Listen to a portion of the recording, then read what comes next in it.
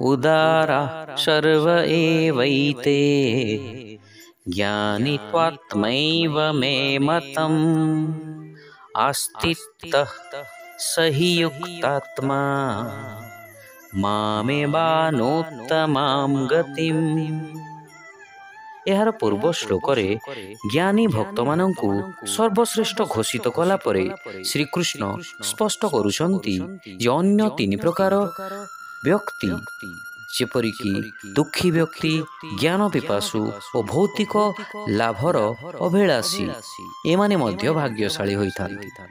ବନ୍ଧୁଗଣ, ଯେକୌଣସି କାରଣରୁ ମଧ୍ୟ ବ୍ୟକ୍ତି ଭକ୍ତି କରୁ ସେ ନିଶ୍ଚିତ ଭାବରେ ସୌଭାଗ୍ୟଶାଳୀ ହୋଇଥାଏ।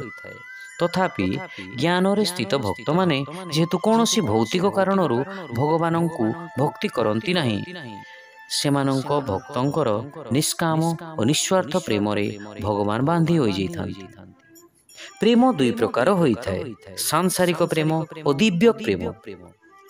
ସାଂସାରିକ ପ୍ରେମ ନିଜର ସୁଖ ଓ ଭୌତିକ ସୁଖ ପାଇଁ କରାଯାଇଥାଏ ଏବଂ ଦିବ୍ୟ ପ୍ରେମ ଭଗବାନଙ୍କୁ ଏବଂ ଅନ୍ତରାତ୍ମାର ସୁଖ ପାଇଁ କରାଯାଇଥାଏ, ଯାହା କାମନା ରହିତ ଓ ପବିତ୍ର ହୋଇଥାଏ।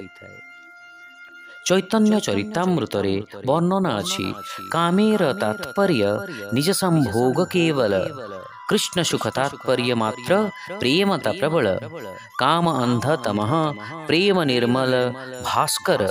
ଅର୍ଥାତ୍ କାମନା ଓ ସାଂସାରିକ ପ୍ରେମ ନିଜ ସୁଖ ପାଇଁ ଉଦ୍ଦିଷ୍ଟ ଏବଂ ଦିବ୍ୟ ପ୍ରେମ ଶ୍ରୀକୃଷ୍ଣଙ୍କ ସୁଖର ଇଚ୍ଛାରେ ପ୍ରତିପାଳିତ ହୋଇଥାଏ। ଏହି ଦୁଇଟି ମଧ୍ୟରେ ବହୁତ ପାର୍ଥକ୍ୟ ଅଛି। କାମନା ଅନ୍ଧକାର ଓ ଅଜ୍ଞାନ ଅଟେ, କିନ୍ତୁ ଦିବ୍ୟ ପ୍ରେମ ଶୁଦ୍ଧ ଓ ଉଜ୍ଜ୍ୱଳ ଅଟେ। ଶ୍ରୀ କୃପାଳଜୀ ମହାରାଜ ଭକ୍ତି ଶତକରେ ମଧ୍ୟ କହିଛନ୍ତି, ବ୍ରହ୍ମଲୋକ ପର୍ଯ୍ୟତଂ सुख अरु मुक्ति हूँ सुख त्याग तबे धरहूँ पग प्रेम न पथ नहीं लगी ज्यों है दाग।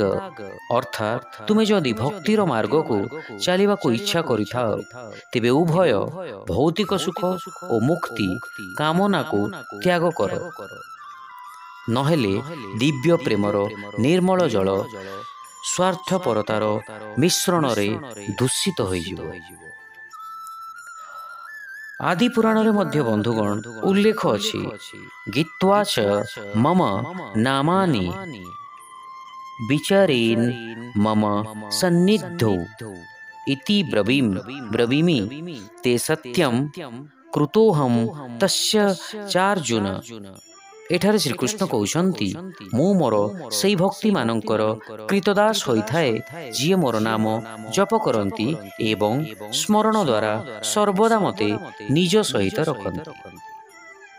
शिक्षा वास्तव में मोर भक्ति करुथिबा समस्त व्यक्ति महान अटंती, किंतु जो माने ज्ञान रे स्थित एकाग्रचित्त जार बुद्धि मो प्रति समर्पित एवं जो माने मते ही निजर चरम लक्ष्य भावे ग्रहण करंती, मु सेमानंकु निज सदृश्य मने करिथाए।